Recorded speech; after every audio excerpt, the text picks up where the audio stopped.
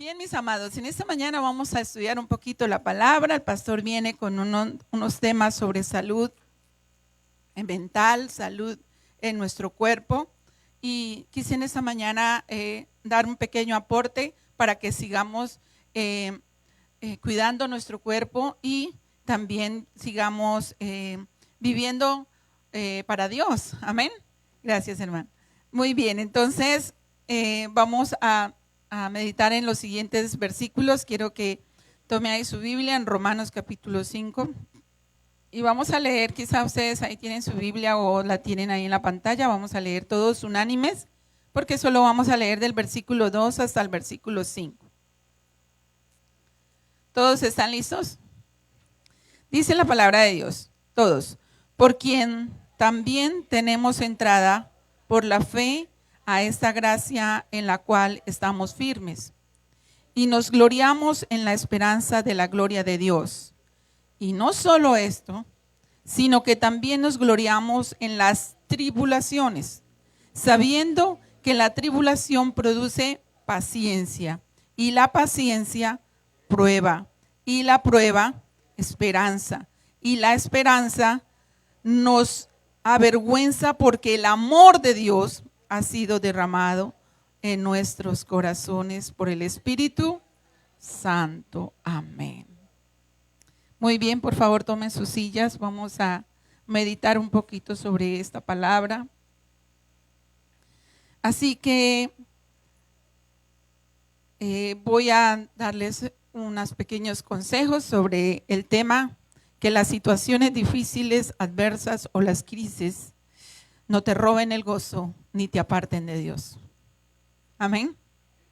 Que a veces las circunstancias difíciles o las crisis que pasamos no nos roben el gozo ni nos aparten de Dios. Amén. Vamos a meditar en esto porque esto es salud para nuestra vida. ¿Y a quién no nos gusta vivir bien, verdad? Vivir cómodos, vivir sabrosos, como tanto bullying que le hacen a la vicepresidenta, vivir sabrosos, ¿cierto? Vivir cómodos, vivir bien, ¿cierto? ¿Cuánto no nos gusta vivir así? Que nos vengan dificultades, así, todos relajados, de confort, durmiendo hasta tarde, me traigan el desayuno a la cama. Qué bendición vivir así, ¿verdad? A mí me encanta vivir así, bien. A todos nos gusta vivir así. O el que diga que le gusta vivir en crisis es mentiroso, porque todos queremos vivir bien, ¿verdad? Todos queremos vivir bendecidos y eso está bien. Pero resulta, hermanos, que a veces ese confort y esa manera de relax que vivimos es necesario a veces que nos lleguen algunas crisis para crecer y no quedarnos ahí viviendo un círculo que necesitamos crecer y avanzar. Amén. Y la única manera, hermanos, que usted salga de ese confort o yo salga de ese confort, ¿qué es? Las crisis. No hay otra. Si no hay una crisis, usted no se levanta. Usted sigue normal. Yo estoy tranquilo aquí. Si la casa me caiga, no hay problema, estoy tranquilo. Tengo la comida todos los días, ¿no? Pero no avanzamos porque no llega una crisis o no llega una dificultad. Y entre esas dificultades voy a nombrarle algunas para que usted esté preparado, bien sea que Dios nos guarde de pasar por una de ellas o Dios permita que pase para que nosotros crezcamos, porque no es que culpa al diablo. Les voy a decir por qué a veces el diablo no tiene la culpa. Es nosotros que necesitamos a veces avanzar y Dios tiene que utilizar al enemigo como cómplice para zarandearnos. Eso dice la palabra. Más adelante le voy a decir. Muy bien, entonces dice Romanos, el versículo 3, el 5, el 3, no solo esto, sino que también nos gloriemos. Dice, en otras palabras, dice, nos alegremos en las tribulaciones, sabiendo que la tribulación produce paciencia, carácter, perseverancia y esperanza. Así que, hermanos, hay momentos y situaciones duros en nuestra vida o crisis. Quizá una quiebra económica, quizá una muerte sin esperarla, quizá un dictamen médico terminal, un hijo que toma un camino de deshonra para los padres, un abandono de esposo o esposa, un divorcio, una separación, es un golpe duro en la familia. Esas son situaciones que pueden pasar y otras más que quizá no tengo aquí escritas, pero muchas situaciones de esas o crisis de esas pueden venir en un X o determinado tiempo a nuestras vidas. Nosotros podemos contarles como familia que en el año que acaba de pasar tuvimos una pérdida económica muy grande en nuestra vivir diario. Y fue una pérdida que nosotros ni imaginábamos, todos estábamos en relax, en confort, íbamos, veníamos, alegría, así. Y es más, el pastor venía de Bucaramanga y entró a Sogamoso y le invirtió casi 3 millones de pesos para ponerle la cubierta, porque dijo, todos los sábados nos vamos para el monte de oración. Vea lo bueno que uno piensa, el monte de oración, los equipos se mojan a las 4 de la mañana y es necesario cubrirlo para que los equipos no se mojen. Le puso no sé cómo se llama eso que le ponen atrás a las camionetas, le puso adornos, le puso letreros, le puso, bueno, eso, como dicen, la engalló, así es, ¿verdad? La puso bonita, en Sogamoso. 2 horas después, no sé exactamente si había ido a un abismo de 800 metros y rodó 230. Todo quedó allá, todo. Y uno dice, ¿qué pasó? ¿Cierto, hermanos? ¿Qué pasó? Por la gracia y la misericordia de Dios, Dios guardó las vidas de ellos. Dios los guardó. Pero esa quiebra económica fue dura. 60 millones pagando en un banco, que aún todavía lo seguimos pagando. 2 millones y algo mensuales que hay que pagar. Y la camioneta desbaratada en un taller. Y todo allá, una quiebra económica se llama eso. Eso puede desestabilizar a cualquier persona. Eso no es fácil, hermanos. Eso no es fácil. Sin embargo, el pastor en ningún momento dejó la sonrisa ni de pararse aquí a predicar. Él no dijo, ay, no, ahora sí, ¿qué vamos a hacer? Todo se me fue, ¿para qué vivo? No vuelvo ni a la iglesia, no vuelvo ni a predicar. El pastor no dijo eso. Y yo lo admiro, porque fue duro. Pero él se levantó y nos dio la fuerza a nosotros para decir, ¿por qué nos vamos a afligir? Gracias a Dios les guardó la vida en 230 metros rodando la camioneta. Eso fue el primer milagro más grande. Pero no sé, a otros quizá pasan por otras situaciones igual o más difíciles. Y en esos momentos de crisis es cuando nosotros debemos, en primera instancia, hermanos, hay que hacerle frente. Diga conmigo, hay que hacerle frente. Amén. No podemos dejar que esas cosas nos achicopalen, digámoslo así, nos boten al piso. Es cierto que es duro, no me vaya a decir que nos pusimos a sonreír el día que recibimos la noticia. Eso fue un choque duro, eso fue un momento de dificultad dura, de llorar, de gritar, ¿qué pasó? ¿Cierto? Pero a las 2, 3 días ya estábamos recuperados haciéndole frente a la situación. Amén. Y en estos tiempos, hermanos, lastimosamente, estamos viviendo, o hay una generación mejor de cristal. Hay una generación de ¿qué, hermanos? De cristal. ¿Qué es un cristal? Se rompe fácilmente, ¿cierto? Una generación de cristal. Que con cosas muy insignificantes ya toman decisiones garrafales. Ya me tiro de un puente, me cuelgo de una soga. Cosas pequeñitas. Una generación de cristal. ¿Y sabe por qué, hermanos, es una generación de cristal? Porque nosotros mismos como padres hemos levantado una generación de cristal. Hoy en día nosotros como padres, o esta generación, uno ve que el niño se cayó y una es como un helicóptero. Venga, papito. Y uno mismo crea una generación que no se levanta para defenderse solito. No quiere decir que usted no lo proteja. Es sobreprotección.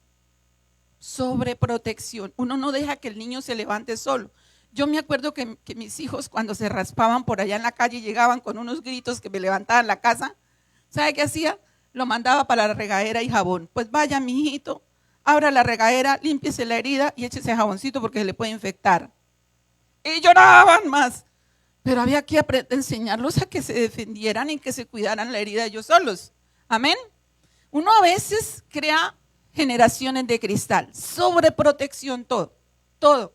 Y los niños se levantan sin poder defenderse solos. Ante cualquier circunstancia, que ante cualquier problema, ellos quedan indefensos porque no saben qué hacer ni qué reaccionar. Entonces, nosotros mismos como papás hemos levantado una generación de cristal. O dígame, hermanos, los que son de mi generación, ¿qué hacíamos cuando llegábamos con un reglazo a la casa, de la escuela a la casa, porque el profesor se lo daba a uno? ¿Qué hacían los papás con uno? Algo tuvo que haber hecho malo para que le hubieran dado su reglazo, ¿o no? Hoy, ¿qué pasa? Hay que denunciar a ese maestro, respeto las leyes y todo, pero hay que hacer como es posible que me regañó a mi hijo. Es cierto, no hay que dar maltrato ni nada de eso, pero a veces es necesario una corrección de papá y de mamá, porque llega el niño con la queja o las cosas que hizo y antes decimos el profesor es malo. Ese es que se la monta mi hijo. ¿Cierto? A veces estamos levantando una generación de cristal, hermanos. Tengamos cuidado con eso. Es cierto que no hay que abusar ni maltratar, pero hay que corregir con autoridad. Amén. Y ya, si usted quiere una generación que el día de mañana se pare en la raya y diga, esto me conviene y esto no me conviene, está entre usted y en mí que podamos levantar esa generación que pueda pasar las crisis, porque siempre las crisis van a venir. Por eso es que nosotros a veces nos desboronamos en una crisis, perdemos todo, echamos todo a la borda. Esto se acabó, esto ya no va más conmigo, ya Dios lo quiso así y yo ya es para quitarme la vida. Hay gente cristiana que piensa de esa manera.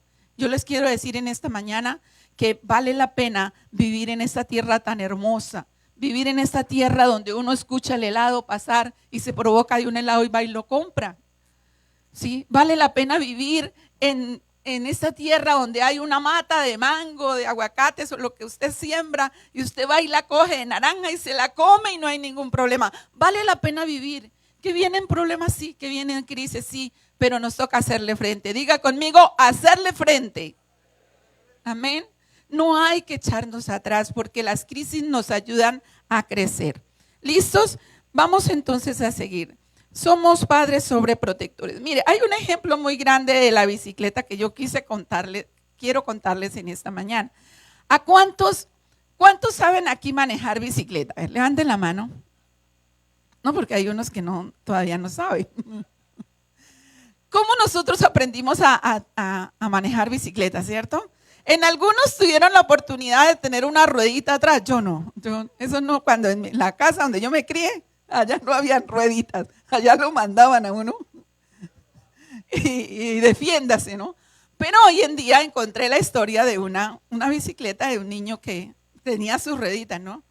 Y ya tenía alrededor de 7 años, 8 años el niño, y el papá decidió quitarle las ruedas, dijo, y el niño le decía, listo papá, vamos a quitarle las ruedas, pero tú no me sueltas, tú me ayudas para no caerme. Listo, hicieron el trato, le quitaron las ruedas a la cicla y el papá lo sostuvo mientras que él cogía, él no se dio cuenta en qué momento el papá lo soltó y él siguió campante. Cuando miró al niño para atrás, vio que la mamá estaba lejos y el papá hablando y sonriendo viéndolo bajar. Cuando él se dio cuenta que el papá no estaba, ¡pum!, se fue contra el piso. ¿Qué pasa ahí? ¿Dónde estaba la confianza del niño? En el papá que lo sostenía. ¿Y dónde estaba mientras rodaba solo? En el que sí podía hacerlo, en la mente. Voy ahí dándole el pedal. Vea cuánta generación de cristal estamos levantando. Dependencia total de los papás. Por eso yo quiero decirles en esta mañana, hermanos, que este es un ejemplo que nos dice, los niños pueden, bajo la supervisión y la vigilancia de los padres, andar solitos. Amén. Defenderse solos. defenderse solos, hermanos. Hay muchos testimonios de jóvenes que llegan a la universidad a los 16, 17 años y pierden el control completamente porque no pudieron defenderse solos. Porque todos fuimos sobreprotectores. Que lloró, ay, ¿qué me le hicieron al niño? ¿Qué me le hicieron? Que llegó, ay, ¿pero por qué? Y se arman unas peleas. Hay gente que arma unas peleas y están peleando los papás porque el niño, porque algo le pasó, y a los 20 minutos por tarde, si no me equivoco, está el niño abrazado con el otro que le estaba pegando y la pelea y siguen jugando. Y se armó un problema, ¿no? ¿Por qué? Porque somos sobreprotectores, no aprendemos a solucionar el problema haciéndole frente bajo la dirección de Dios. Amén. Amén, mis amados, me hago entender. Y esto es algo que me da salud a mi vida. Salud a mi vida, porque cuando nosotros no aprendemos a hacerle frente a las cosas, nos vamos a enfermar. Nos vamos a enfermar. Y eso tenemos que tener cuidado, tener en mente y presente en nuestro cuerpo. Entonces, hermanos, ¿sobre qué edifico mi vida? ¿Sobre qué edifico mi vida? De manera que las circunstancias no me roben la felicidad. Los investigadores dicen que las personas que son capaces de enfrentar una adversidad terminan más fuertes que antes. Impresionante esto, ¿verdad? Las personas que son capaces, hermanos, de enfrentar una situación o una crisis, terminan siendo grandes, más fuertes que antes.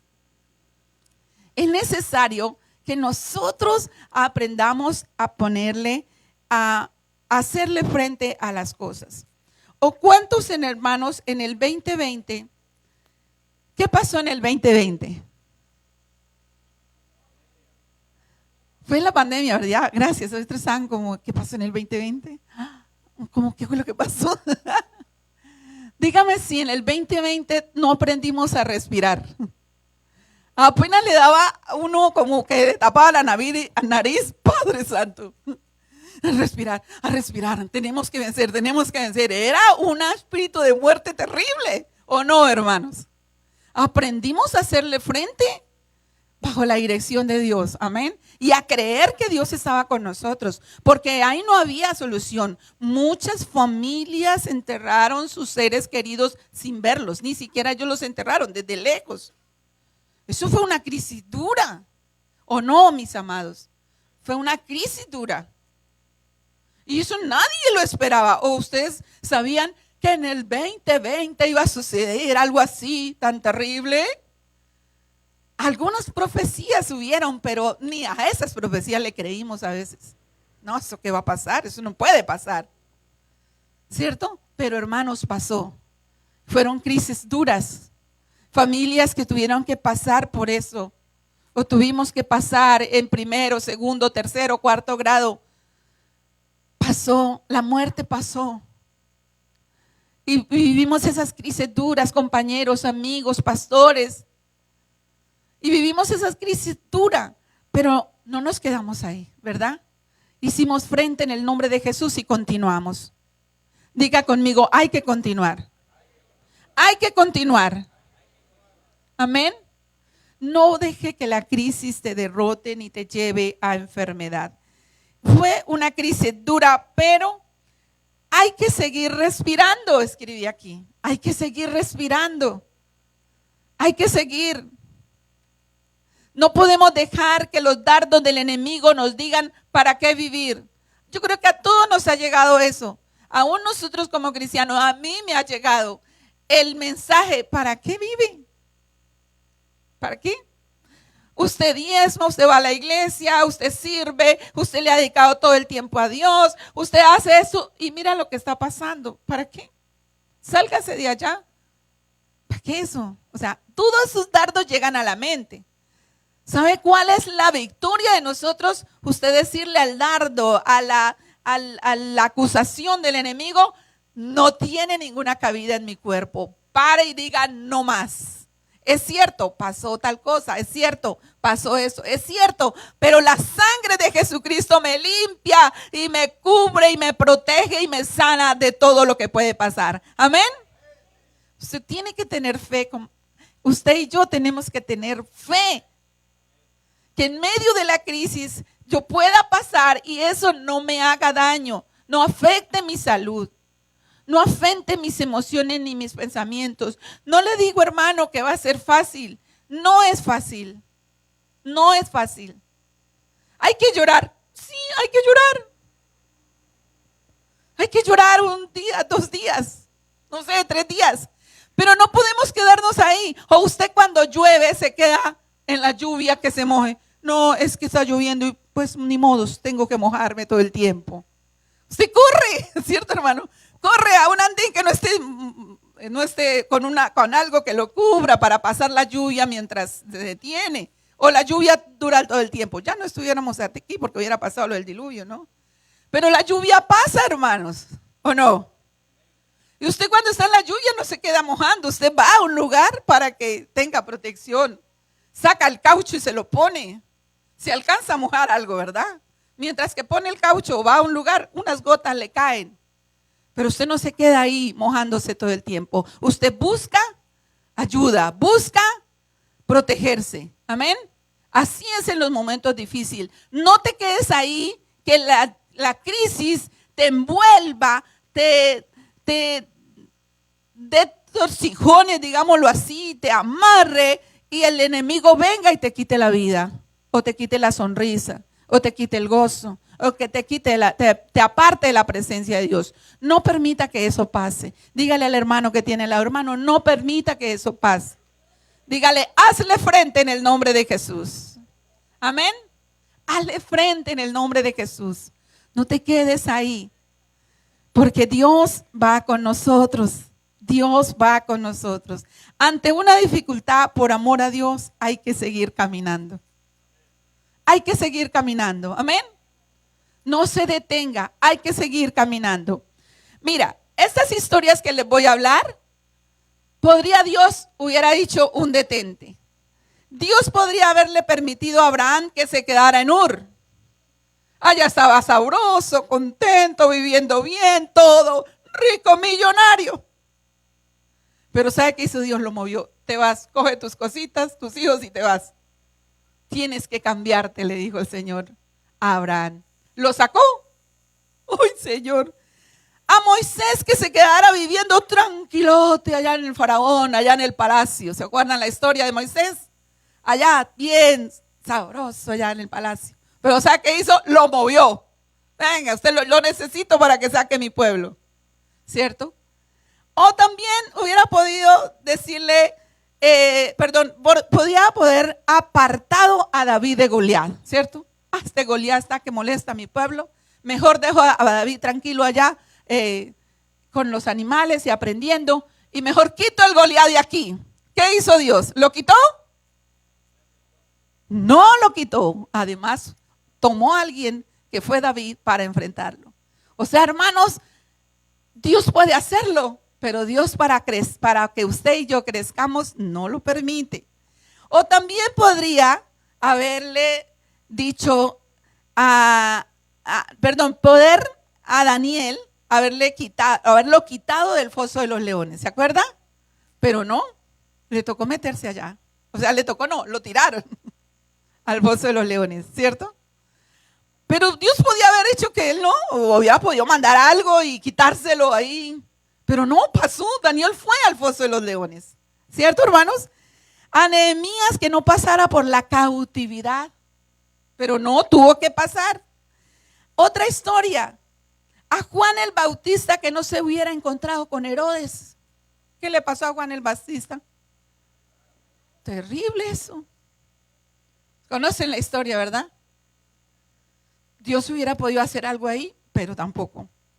También a Esther que no hubiera sido amenazada, que el pueblo no lo hubieran amenazado, pero pasó.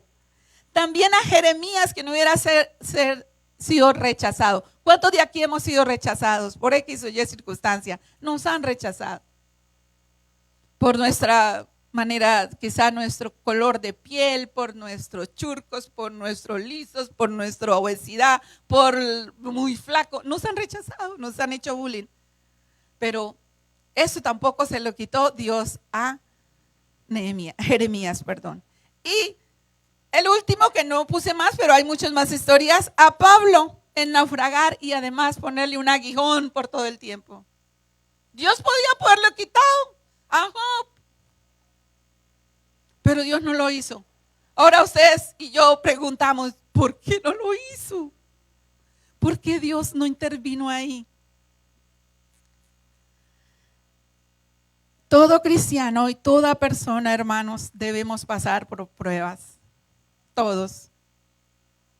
O yo no sé si aquí hay alguien que no ha pasado por pruebas. Yo creo que no puede haber. Todos hemos pasado por unas medianas, otras grandes, pero hemos pasado. Amén. Vamos a ir a Juan 17. Juan, capítulo 17.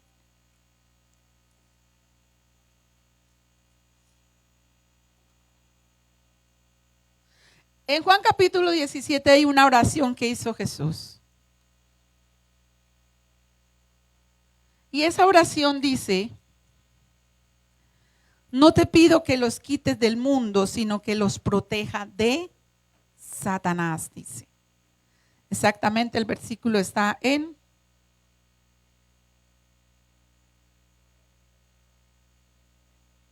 15, 17:15. ¿Qué dice, hermanos?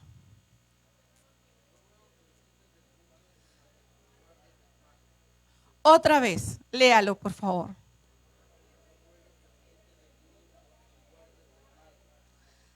Ahí estaba Dios intercediendo por ti y por mí. ¡Qué bendición! Amén. Ahí estaba Dios intercediendo. Ahí estaba diciéndole a Jesús: Dios, por favor, ellos son mis hijos, ellos son mis amigos, ellos son los que me has dado durante todo este tiempo que he estado en la tierra. Por favor, no te pido que los quites del mundo. ¿Qué quiere decir eso? No te pido que les llegue, que les quiten la vida, en otras palabras, sino que los protejas del mal o de Satanás. Porque recuerde lo que pasó con Job. Dios le dio permiso a Satanás para que lo zarandeara. Y vamos a seguir. Dice, les digo que la buena noticia es que somos zarandeados con un propósito. Amén. ¿Les gustaría que Dios nos zarandee para un propósito grande? Ay, yo sí me gustaría.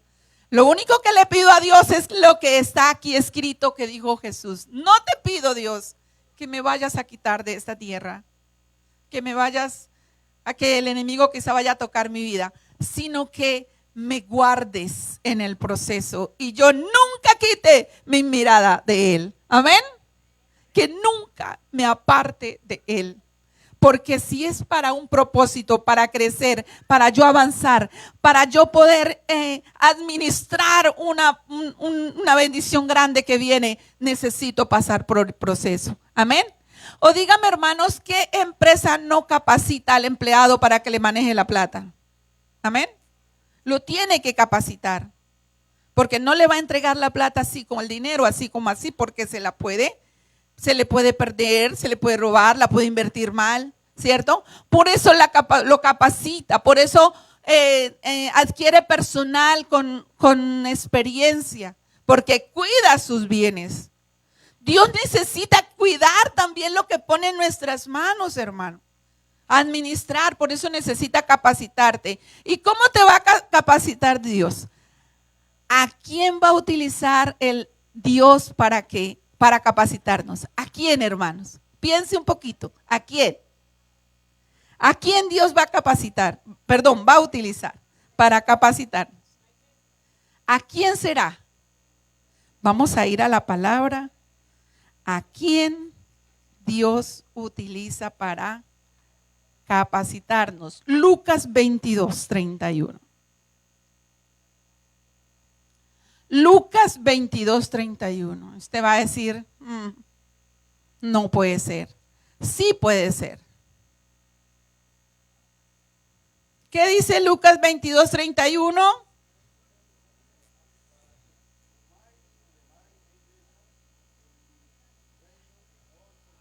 Lucas 22:31, ¿sí?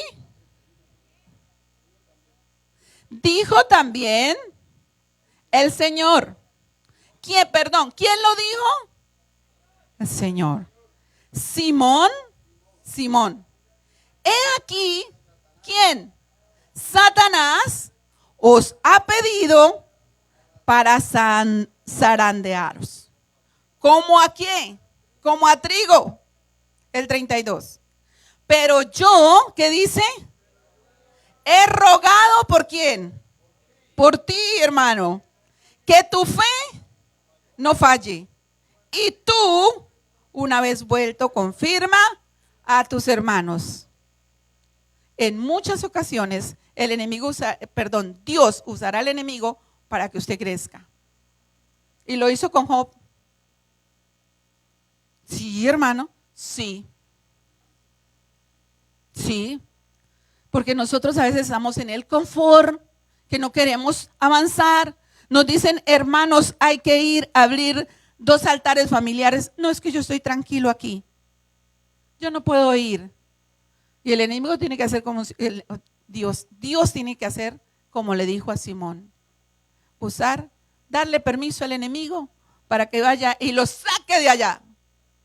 De alguna manera, Dios tiene que usar para cumplir la obra en usted y en mí. De alguna manera Dios lo hace. Lo hizo con Pedro. Pedro le dijo, no lo voy a negar, Dios, yo lo sigo hasta el final. ¿Y qué hizo Pedro? Le falló. Dejó que el enemigo se metiera en él y lo negara y se apartara. Pero ¿qué hizo Pedro? ¿Cuál es la victoria de Pedro? Que se arrepintió, vino a Dios y Dios lo usó para iniciar la iglesia más grande del mundo. Amén.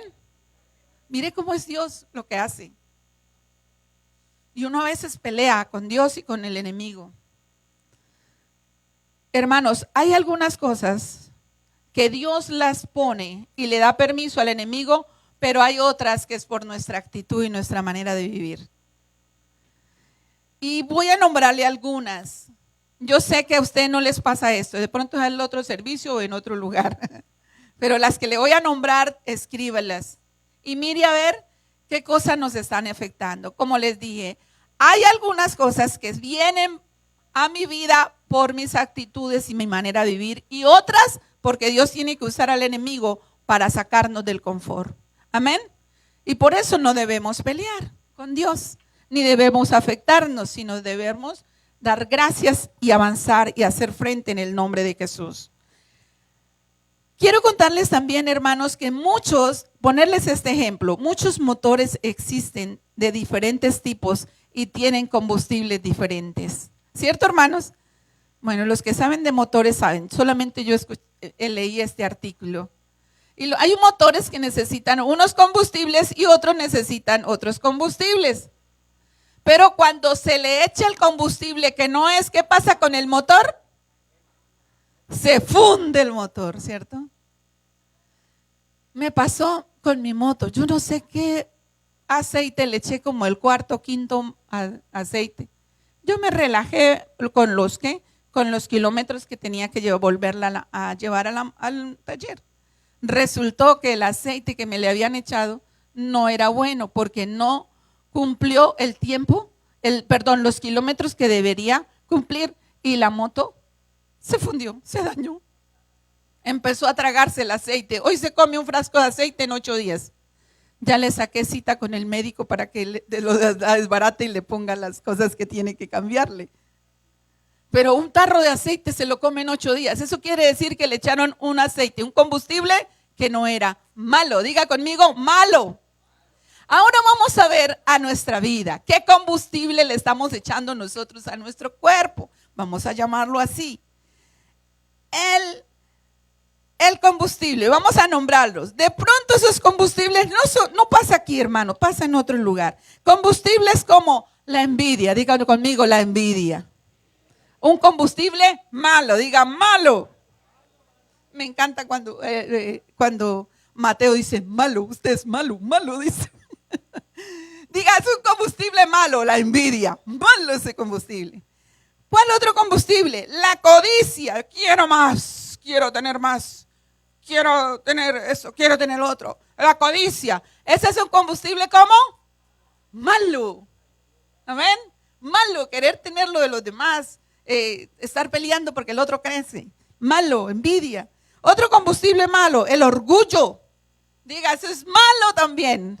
Ese es un combustible que no puedo aceptar en mi vida porque me hace daño. ¿Listo? Otro combustible, la insujeción. Ay, antenoche en la vigilia, estuvimos recibiendo un tema sobre eso, sobre la sujeción. ¡Ah! Si vieran lo que descubrimos, Padre amado, el que no se sujete, el que no cumple las órdenes de un líder o de un pastor o de un jefe, Dios mío, lleva cosas terribles, se encierra en una cárcel y no avanza. Muy bien, ese es un combustible malo, diga conmigo, malo. La insujeción. La desobediencia, otro combustible malo, peor, nos hace un daño. Uy, ese combustible no quiero que nunca llegue a mi vida. Listo, otro combustible malo, la intolerancia. Malo ese combustible. Somos intolerantes, queremos que las personas actúen igual que nosotros, que le hagan lo que nosotros queramos. No podemos tolerar que a otra persona le gusta sonreír más. Hay otras personas que son más serias, más calladas, y nos ponemos bravos por eso, somos intolerantes. No, es que ven a una persona que es seria, que no le gusta conversar mucho, es que es amargado ahí, no lo acepta. Habemos personas así, tenemos que aprender a aceptar las personas tal como son. Unos son sonrientes, les exploran los chistes por todos lados, y otros no. Otros no nos sale un chiste, y si lo contamos todos quedan serios. Malos para contar chistes, ¿verdad? Somos así, hermano, y no tenemos que aceptar que las personas son así y debemos amarlas así. Somos intolerantes. Ese combustible no nos sirve. Diga con nosotros, malo ese combustible. La amargura, otro combustible re malo. Amén. Ese combustible también nos hace daño. Tenemos que, por favor, liberarnos y llenarnos de Dios. Otro combustible, el odio, la sed de venganza. Debemos sanarnos. Diga, ese combustible no me sirve, amén, no me sirve. Cuando usted se llene de esos combustibles, número uno, debe reconocer que está lleno por combustibles que no le sirven y que tenemos que acercarnos a Dios para que nos limpie de ese combustible. Así como yo ya saqué cita para la moto, que me le quiten esas cosas que dañó ese combustible malo y me ayuden con la moto, usted y yo tenemos que ir al dador de la vida, que es Jesús, que saque ese combustible malo porque me va a hacer daño, me va a hacer estancar, me va a hacer quizás dañar mi vida, y ante cualquier circunstancia de situaciones difíciles yo no voy a poder pasar, sino que el enemigo va a cumplir su propósito de matar, hurtar y destruir. Hay un Dios todopoderoso que nos ayuda, hermanos. Ponte de pie, por favor, tome su Biblia y vamos a 1 Corintios capítulo 10, versículo 13. El zarandeo del enemigo está plenamente controlado y monitoreado por Dios. Recuerde, hermanos, cuando Dios le da permiso al enemigo para zarandearte o para zarandearme, Dios tiene todo control de eso. Amén. Dios tiene todo control. Tenga la plena seguridad que Dios interviene ahí. Cuando le da permiso al enemigo que nos toque. Pero hay un problema más grande, es cuando yo dejo que mi corazón se llene de combustibles que no son buenos. Ahí es difícil. Pero también, si usted se arrepiente, si yo me arrepiento, Dios también interviene y te sana y te da un combustible sano. Amén.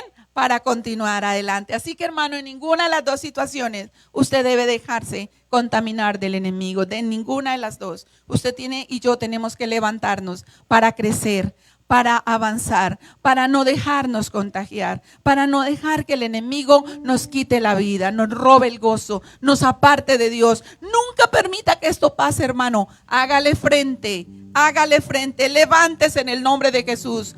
Yo sé que el problema es duro, yo sé que la crisis es dura, pero el controlador de la crisis, el que interviene en la crisis, el que monitorea esa crisis, se llama el Dios Todopoderoso. Jehová de los ejércitos está contigo y conmigo, y nada podrá hacernos daño en el nombre de Jesús. ¿Lo creen, hermanos? Primera de Corintios, para terminar, dice, Primera de Corintios 10:13: no os ha sobrevenido ninguna tentación que no sea humana, pero fiel es Dios, que no os dejará ser tentado más de lo que pueda resistir, sino que dará también juntamente con la tentación la salida para que podáis soportar. Dios provee la salida, hermanos. Créalo en esta mañana. Yo no sé cuál es su situación, pero Dios provee la salida para tu dificultad, para tu problema, para todas esas cosas, dardos del enemigo que hoy te están atormentando. Yo les quiero decir en esta mañana que nos acerquemos a Dios. Acércate a Dios. Dios tiene la salida. Dios monitorea esa crisis. Dios tiene la salida. Levanta tus manos y dile: Señor, tú eres el Dios Todopoderoso, Señor. Gracias. Tú tienes todo bajo control, Jesús. Tú tienes todo bajo control, Jesús. Gracias. Gracias por atender a nuestra súplica. Gracias por escuchar nuestra oración en esta mañana. Gracias por no dejarnos influenciar por las circunstancias que pasan diariamente. Gracias, Dios. Bendigo, Señor, las manos que se levantan en esta mañana. Señor, gracias por proveer lo necesario. Gracias, Señor, porque tú dices que tú monitoreas las pruebas, monitoreas esas crisis. Dios, permita que podamos salir en victoria. Permita, Señor, que podamos salir triunfantes. Que podamos, Señor Dios, levantar cántico de gloria, de alabanza, de exaltación. Permita, Señor, que podamos, Jesús, vencer, Señor. No es fácil una crisis, pero tú eres el Dios de las crisis, el Dios que interviene en las crisis, el que está ahí para levantarnos y para ayudarnos, Señor. Señor, guárdanos de tomar decisiones que nos van a afectar en nuestro vivir diario. Guárdanos de esas decisiones malévolas y malvadas, Padre, en el nombre de Jesús. Yo pongo una cobertura sobre la iglesia, sobre nuestra ciudad de Yopal, sobre cada joven, sobre cada niño, sobre cada adulto, Dios, sobre cada prejuvenil, Señor. Guárdale, Dios, de tomar decisiones, de quitarse en la vida, Señor. Guárdales, Padre, en este momento. Guárdales, Señor. Espíritu Santo, intervenga en cada situación, en cada momento, Señor. Dios, muchas gracias. En el nombre de Jesús. Amén y amén. Bien, dale un aplauso al Señor, bien lindo, bien hermoso, hermanos.